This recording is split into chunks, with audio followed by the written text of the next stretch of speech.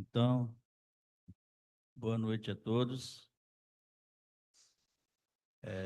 Sempre é muito bom estar aqui, né, para rever os amigos, atender o convite, né, como um colaborador para que a casa possa fazer suas atividades e também uma oportunidade que a gente tem de estar sempre refazendo leitura, estudando, pesquisando sobre os temas que são passados para a gente, né? Então, é de um livro muito interessante, que até estou fazendo culto no lar com esse livro, né? Jesus no Lar, de Neil Lúcio, né? Psicografia de Chico Xavier. Então, é uma, é um livro muito interessante. E o tema de hoje é o príncipe sensato, né? A incumbência de a gente conversar, trazer. Qual é a mensagem que Jesus quis passar para nós sobre esse tema, né? Então, sobre o príncipe sensato. Aí eu vou ler, né, na íntegra, a, o texto, né, para que nós possamos contextualizar, entender o que de fato Jesus quis passar para nós, né? E a gente sabe que todas as reuniões que Jesus fazia na casa de Pedro, né, que é a origem do culto no lar, né, culto do evangelho no lar, né? É ali que surge, né, quando Jesus se reúne. Então, ele estuda, lê sobre as anotações, né, da, do Antigo Testamento lá, das falas lá. E então ele sempre aproveita aquele momento de quando os discípulos estão reclamando de alguma coisa, estão tristes, estão revoltados, sente-se incapaz, né? Tem toda uma história, um contexto que ele aproveita esse momento, né? Então eu vou ler, né, na íntegra, para depois a gente começar a entender um pouco, né, alguns pontos importantes que nós podemos refletir, né, hoje à noite. Então, o tema é de Jesus no lar, né, o item 8, o príncipe sensato. Comentava os apóstolos entre si qual a conduta mais aconselhável diante do Todo-Poderoso, quando o mestre narrou com brandura.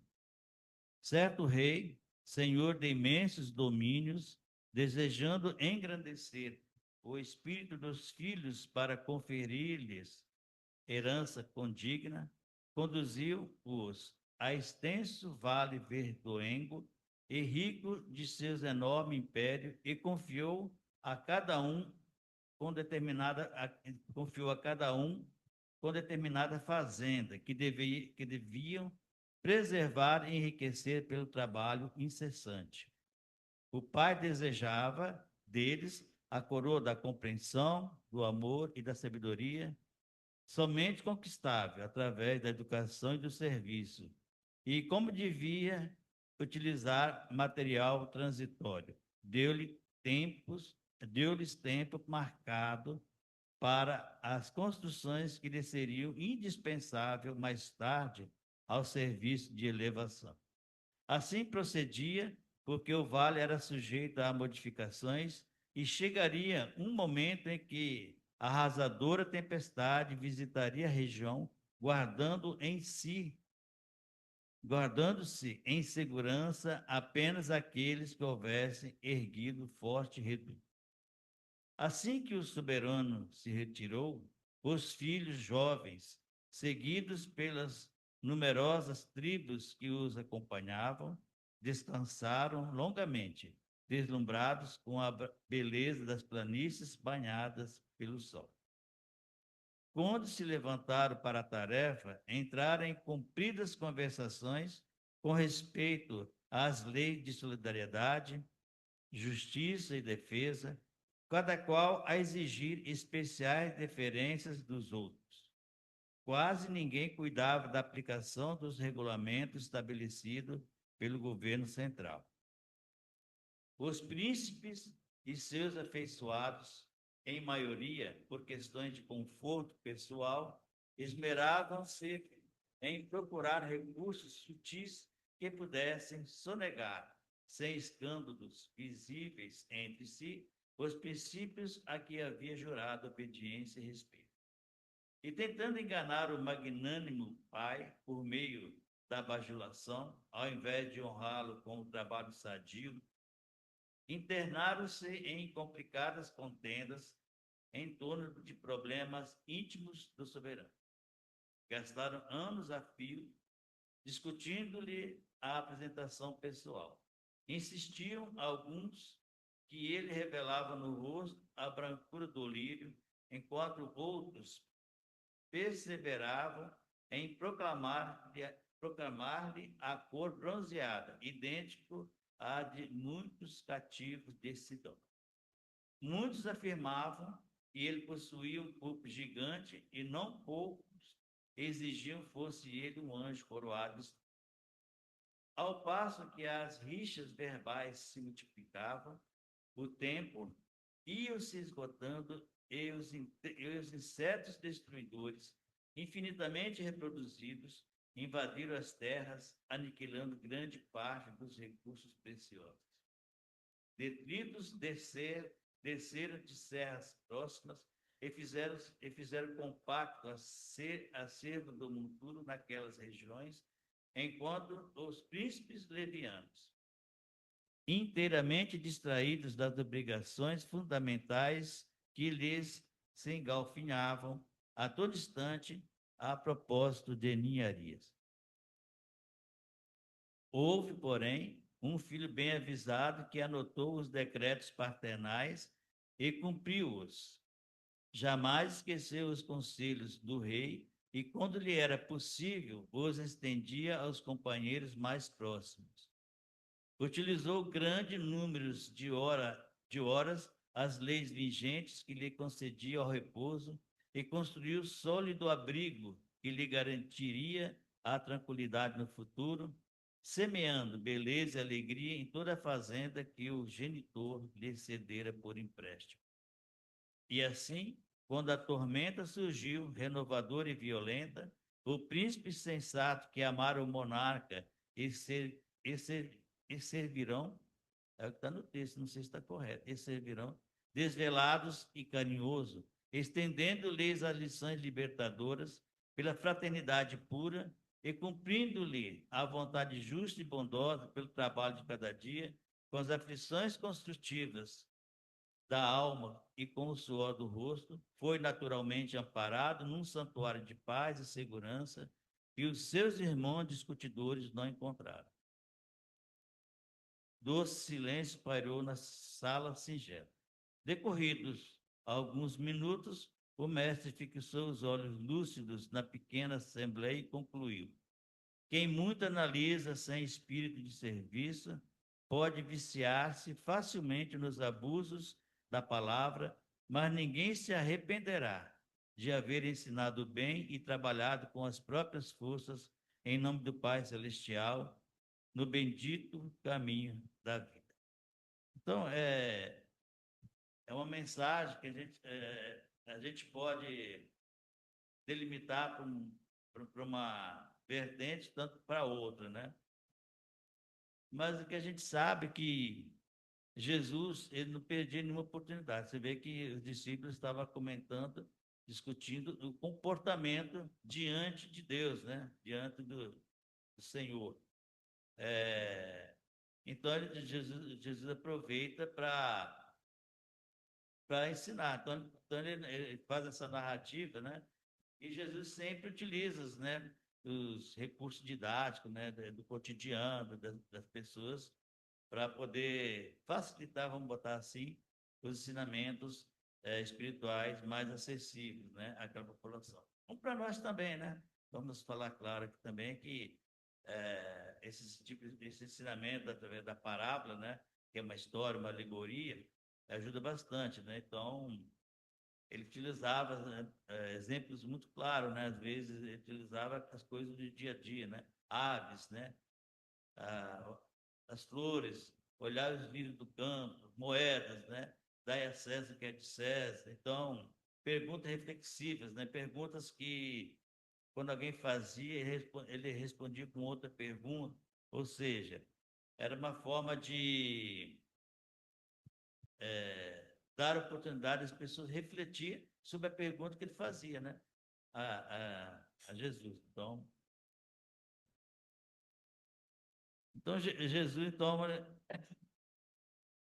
ele traz essas formas, né, de, de prática, de ensinamentos, né, para não só teorizar, mas demonstrar através do trabalho, da prática, né, e facilitar o entendimento para os discípulos, para as pessoas que acompanhavam, né, a ensinar a prática, a humildade, né, então, assim, então tinha pergunta reflexiva, como falei, essas perguntas retóricas, né, que às vezes ele era abordado, então ele respondia com outra pergunta. Então, o objetivo dessas perguntas era forçar uma reflexão, né? Então, Jesus fazia essas abordagens, né? Então, para facilitar. Então, utilizava os costumes, as maneiras, a forma de lidar com o campo, né? Então, e era muito comum, né? O semeador, a, a forma como semeava, né? A terra, o preparo da terra, qual era a terra boa, a terra não ruim, então era tudo isso. Então ele estava sempre junto com o povo, né? Utilizando essas ferramentas que nós acabamos de falar, em uma linguagem simples, direta e adequada ao entendimento daquele público, né?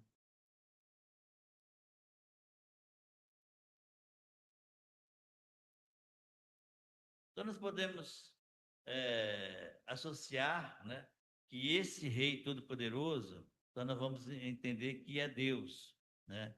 Então, esse Rei Todo-Poderoso, vamos entender que é Deus. As diversas fazendas que ele disponibilizou, né, nós estamos aqui, podemos falar de uma encarnação, né, do nosso aproveitamento. Mas aqui eu estendi mais o momento do planeta, as encarnações, as oportunidades, os espíritos que não estão aproveitando a oportunidade, então assim por diante. Então, as diversas fazendas, podemos entender que são as diversas moradas na casa do Pai, né? Que está lá no Evangelho segundo o Espiritismo, capítulo 3. Então, a finalidade ali desse Todo-Poderoso, Deus, né, é que os espíritos, né, que habitam o planeta, no nosso caso, a Terra, né, é de desenvolver o amor, a compreensão, a sabedoria, e através esse desenvolvimento se dá através de múltiplas experiências, de várias encarnações, né, que são que é a nossa finalidade, né? A nossa progressão, a nossa evolução, como está na pergunta 132, né? Qual o objetivo da encarnação dos espíritos? Então, Deus lhe impõe a encarnação como fim, com o fim de fazê-los chegar à perfeição, né? Para uns a expiação, para outros missão, mas para alcançar essa perfeição tem de sofrer vicissitudes existencial, corporal. Nisso é que está, né, a expiação. Então, a gente observa que enquanto alguns aproveitavam, né, o processo para evoluir, para aprender, outros se distraíam, né, entre aspas, com a beleza da planície, do verde do planeta, da fazenda, no caso, do planeta, né? Então, perdi-se tempo em mesquinhez, como está lá, né? É, então, não aproveitava, né? Então, eles tinham os atritos, isso que a gente observa hoje, os atritos que hoje continuam, né? Essas guerras insanas é o cume da desavença, né, da insanidade humana, né? Então,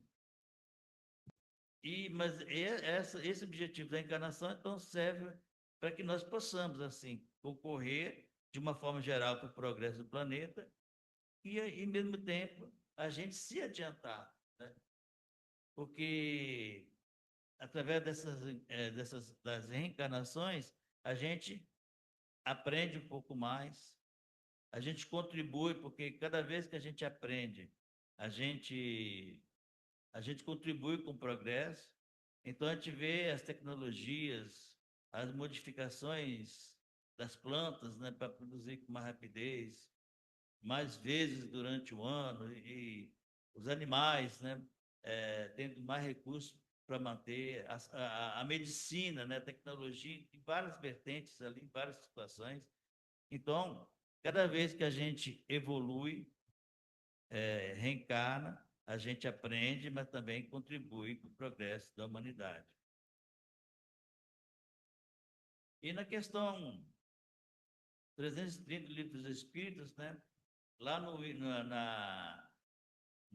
item A lá, então ele coloca que a reencarnação é necessária para o espírito. Como a morte é necessária, porque é um processo de passagem, de transição, né, de um estado para o outro da vida, né? Então você não deixa, você não morre, né, que é só o corpo, mas você tem uma transição, né, de um estado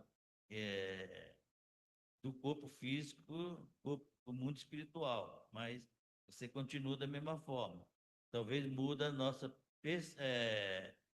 percepção, né, que a gente tem mais do que está à nossa volta, né? Então, essa necessidade de reencarnar nessas nossas múltiplas experiências está ligado que a família, que a gente tem que vir em família, né? Determinada família, em outro momento, se a gente talvez se liga a outros familiares por um momento, porque a gente tem uns ajustes, e assim então a gente vai, né? Então a gente reencarna em diversas regiões do planeta, com diversos costumes, crenças, culturas.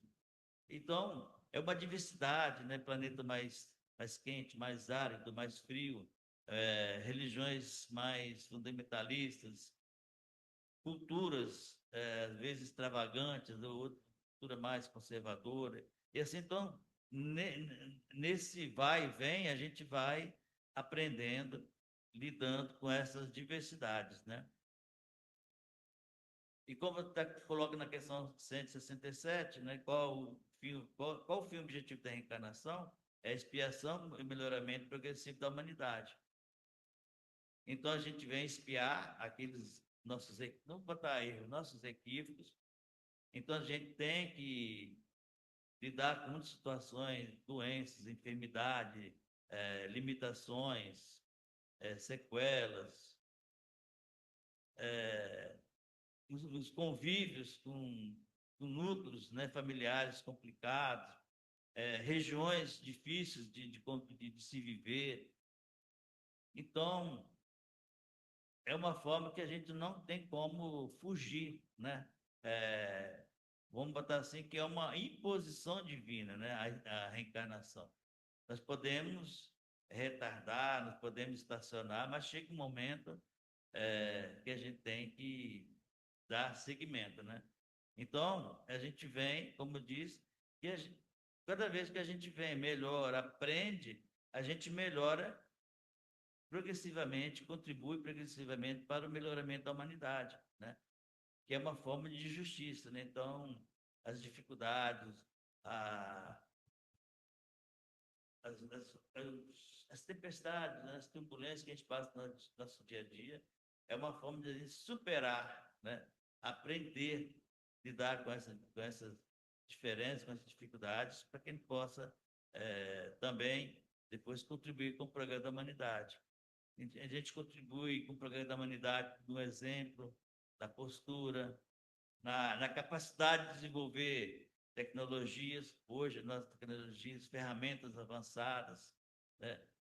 Inteligência mais apurada, cada encarnação uma inteligência mais apurada, e assim caminha a humanidade, né? Dentro desse processo de reencarnação evolutiva.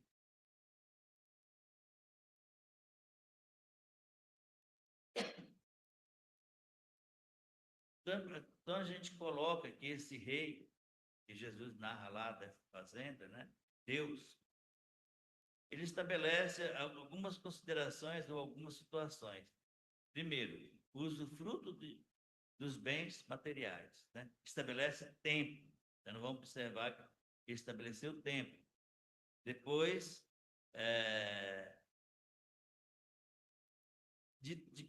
certos períodos acontece tempestades avassaladoras. Depois, para aqueles que se esforçam, como os príncipes sensatos, a compensação. Porque é interessante, né? Então, toda essa dificuldade que está lá na narrativa de Jesus, né? Está ligada ao nosso comportamento, como a gente se comporta diante de Deus, né?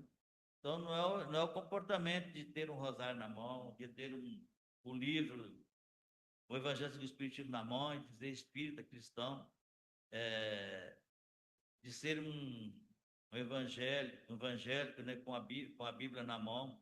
Então, não é esse comportamento, né? Isso contribui, se a gente trabalhar, estudar, pesquisar, entender, não ao pé da letra, mas a nossa vivência, como nós retiramos do aprendizado como espírita, ou como evangélico, ou como católico,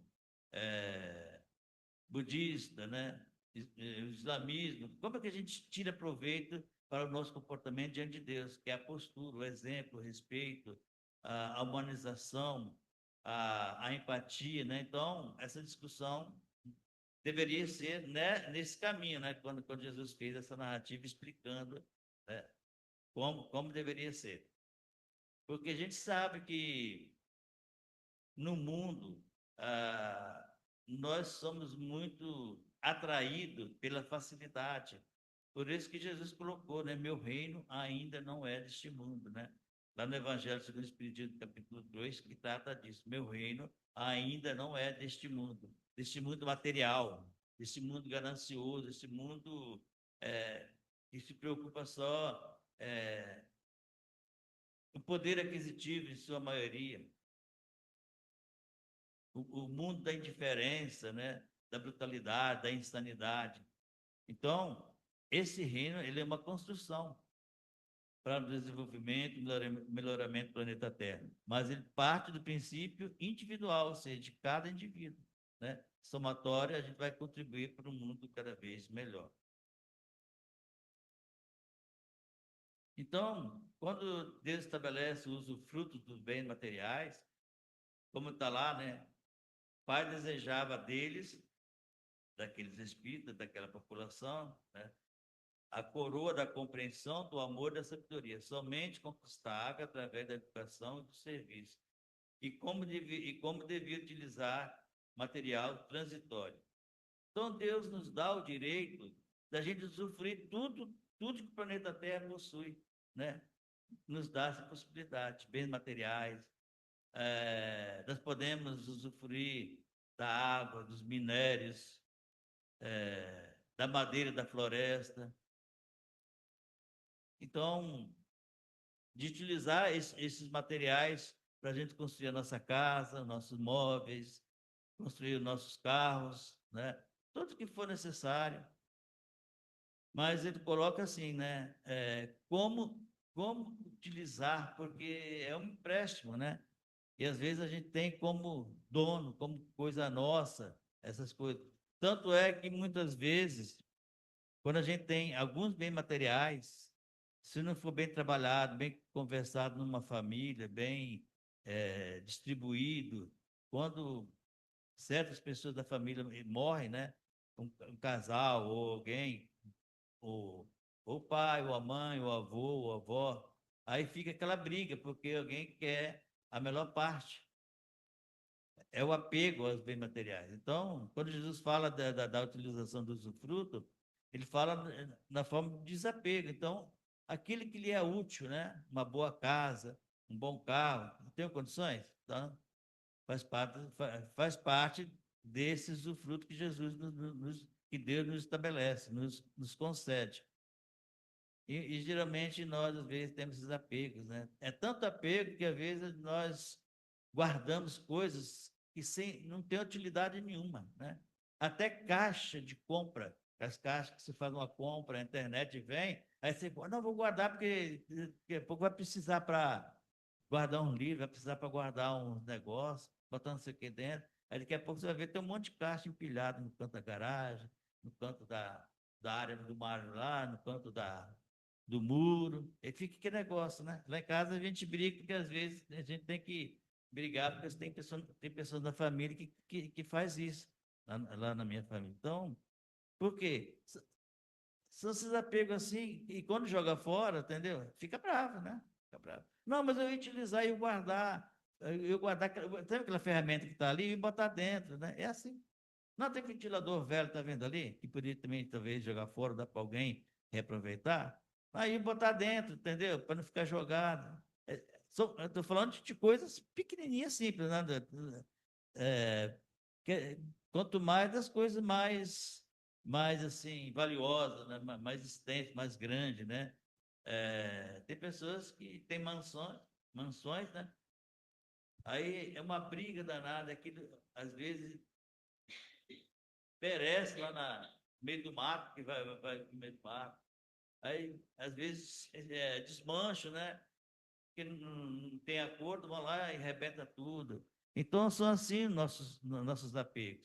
Então, Jesus estabelece bens materiais para a população dessas fazendas, ou seja, no nosso caso, planeta Terra. Estabelece tempo. Lembra lá que deu tempo para as pessoas fazerem, construírem, né? Para quando chegar uma, uma intemperança, um clima mais assim, um ambiente mais hostil, né, no planeta, você teria condições de sobreviver, quer dizer, cuidado. Então, partindo do princípio, né, que a nossa trajetória é simples e ignorante, então nós vamos assimilando, vamos aprendendo, a gente vai evoluindo e a gente sempre aprende que a gente pode reencarnar tantas vezes quanto for necessário, que a gente também pode ficar estagnado.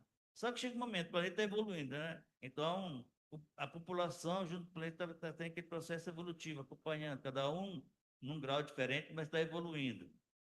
Aquele que não acompanha, ele perde aquele limite de tempo, porque fica difícil ele permanecer, porque se ele permanecer, ele será aquela pessoa que vai perturbar o ambiente, a harmonia do planeta. Então, é um tempo marcado para a nossa evolução, o nosso aprendizado, nosso esforço. Nós podemos estagnar, ficar, mas nós vamos continuar evoluindo, aprendendo. Se não for aqui, porque talvez a gente, como é que a gente coloca, né? Distraído, né, da vida, nós vamos ter que reencarnar em outro ambiente. Então, quando a gente perde esse tempo, nós, né, de uma forma geral, nós somos os distraídos do planeta Terra. Planeta Terra. Então, quantos distraídos existem no planeta Terra, né? Estão ali brigando, estão ali nos seus afazeres, nas suas vaidades, nos seus egocentrismos, né? Das suas ganâncias, dessa guerra insana que estão ali distraídos. Muitos perderam esse tempo, quer dizer, e a gente sempre sabe que é assim, nós estamos no limiar, então muitos espíritos estão e vieram e reencarnaram, né? Tanto é que Haroldo comenta que há um umbral praticamente vazio. Por quê? Muitos vieram para ter essa oportunidade de se redimir ou ser conduzido a planetas inferiores. Esperamos que não seja nenhum de nós, né? Nós possamos fazer o melhor que a gente possa, né? Então, porque às vezes quando a gente fala assim, pensa que é só lá o bruto, o violento, né? Mas todo aquele que carrega alguma maldade no coração, que não é exteriorizado pela violência física, mas pela violência intelectual, né? Pela violência moral. Então, talvez nós podemos estar sujeitos a essa condução, né? a mundo inferior. Então, é uma reflexão que a gente deve fazer.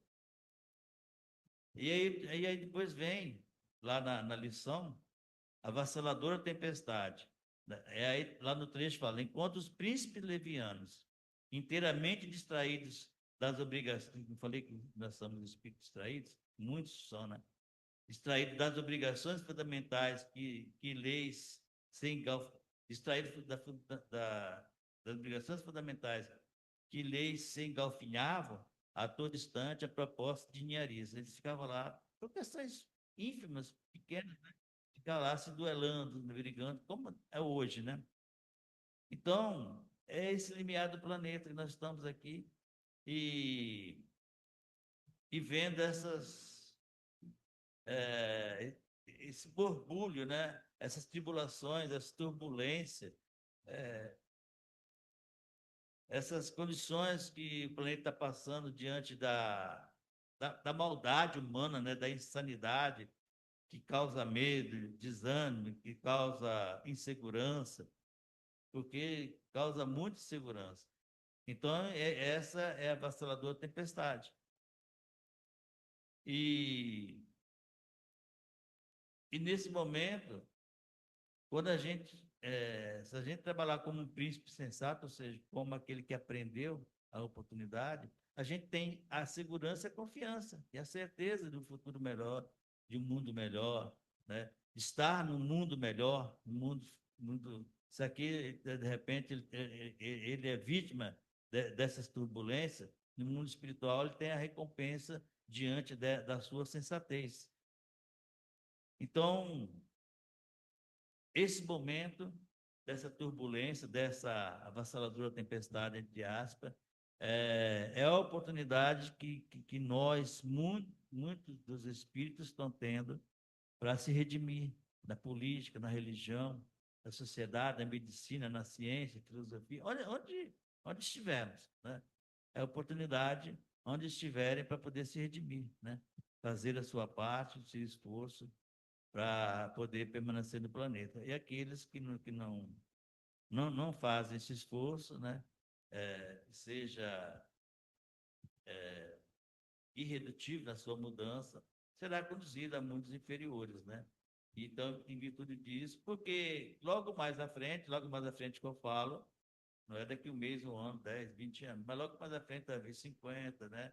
20 anos, 50, 100 anos e assim por diante, a gente vai começar a experimentar a harmonia, né? Porque os espíritos que já desencarnaram e que estão voltando, já estão voltando são merecedores para voltar, porque os que não merecem não estão voltando, pelo menos por enquanto, e então já vão fazer parte do planeta mais harmonioso e, ao mesmo tempo, eles serão aqueles espíritos que irão contribuir ainda mais com a sua evolução e a harmonia melhor. E assim, da nossa parte, é a mesma coisa, né? É um ciclo.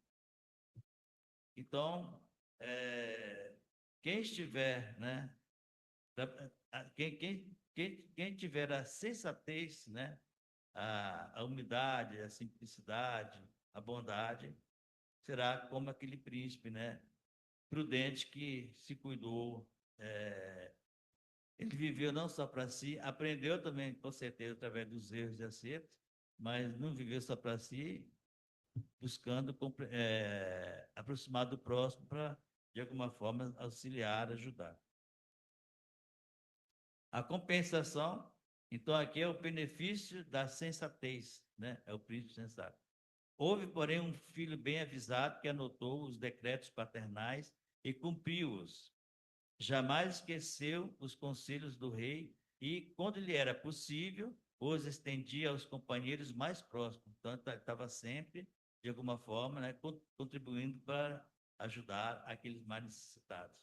Utilizou grande número de horas as leis vigentes e lhe concedia o repouso e construiu sólido abrigo que lhe garantiria a tranquilidade no futuro. Então, esse abrigo, podemos entender que é uma casa, mas o abrigo é a sua morada espiritual, a sua permanência no planeta Terra, mais harmonizado, mais seguro, né?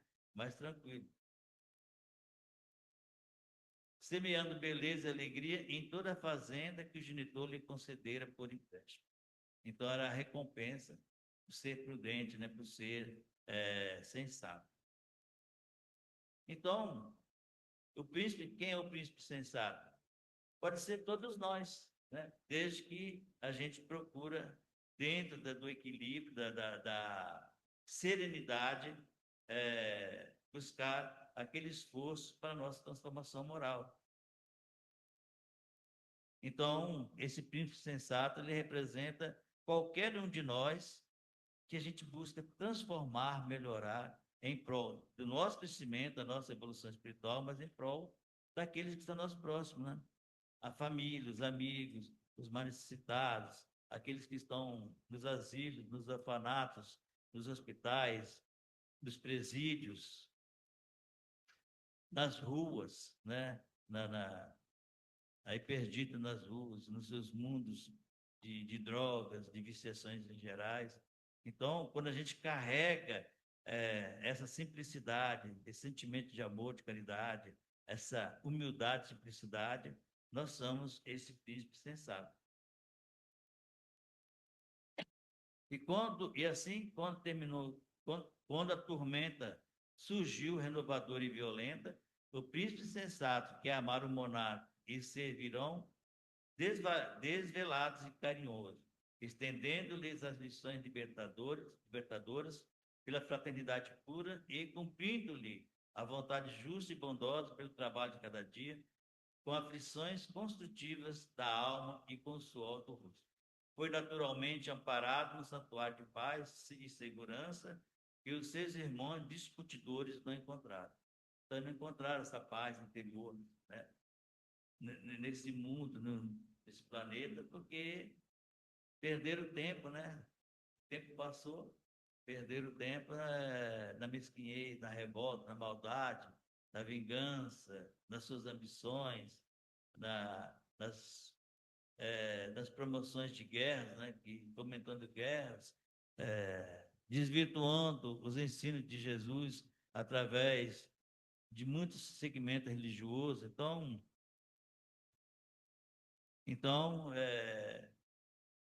o príncipe sensato é essa pessoa que naturalmente foi amparada, ou seja, ele segue na vida espiritual, reencarna, se não há necessidade de reencarnar mais, ele segue o seu caminho, se reencarnar, ele vai seguir nessa harmonia, nessa ambiência de paz e segurança, né?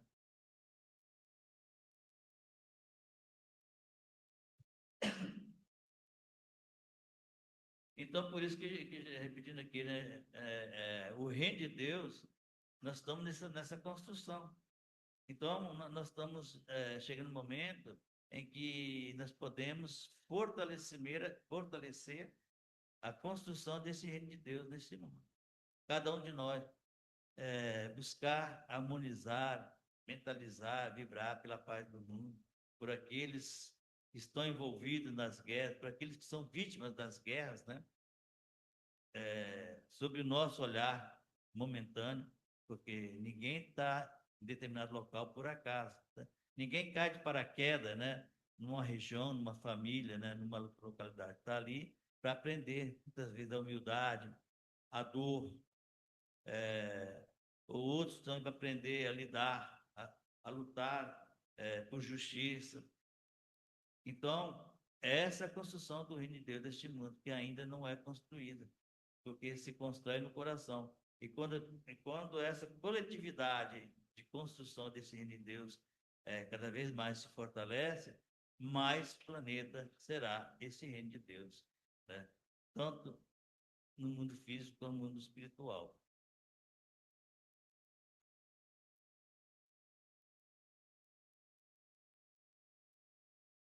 Então, a gente tem toda essa oportunidade, a gente tem que ter toda uma atenção, porque a porta estreita, né? A porta larga, aliás, que é a porta da perdição, que são das nossas más tendências, paixões e vícios, né? E a porta estreita é a porta da nossa renúncia, da necessidade de vencer as nossas más tendências. Então, ela é difícil porque essa porta é o caminho do autoconhecimento, da nossa transformação moral, do trabalho na caridade. Então, esse é o comportamento que os discípulos deveriam estar lá, né? Confabulando lá, e talvez Jesus, entendendo que ele não estava seguindo uma direção correta, né? Fez essa observação, essa correção. Por isso que o planeta Terra será, né? Dos que têm puro coração, a simplicidade. Porque bem-aventurados os que têm puro coração, porque verão a Deus, né? A pureza do coração é inseparável da simplicidade e humildade. Então, para esse mundo, para que nós possamos permanecer nesse mundo, a gente tem que trabalhar a brandura e a pureza do coração, a simplicidade, né? Que é ser esse príncipe sensato, né? Que Jesus narra lá no livro, né? Jesus no lar. Então, meus amigos, então era essa a colocação, essa observação, né? Então, essa reflexão desse item, né? É, que Jesus fala dessa fazenda, nós entendemos como o planeta Terra, aqueles espíritos, né? Aqueles filhos que o Pai colocou nessa fazenda, que somos nós, na nossa insensatez, nós ficamos lá discutindo, é, querendo nossos direitos, mesquinharias dessas discussões, enquanto aqueles, né, como o príncipe sensato, ele trabalhou para o seu melhoramento do próximo, né, para o mundo melhor e para o seu futuro também. A lição mostra que ele teve a segurança, o amparo, né, para a sua vida futura. E assim, nós se nós trabalharmos na nossa sensatez, quer dizer, a gente trabalha para a nossa segurança, em benefício do próximo e para a nossa segurança, né? Paz, harmonia, oportunidade de regressar ao planeta Terra com mais serenidade, com mais tranquilidade, com menos dor, com menos sofrimentos, talvez com expiações, mas não tão dolorosas como é atualmente, né? Então, é essa a lição que Jesus deixa para nós. Então, muito obrigado por vocês terem a paciência de me ouvir. Obrigado.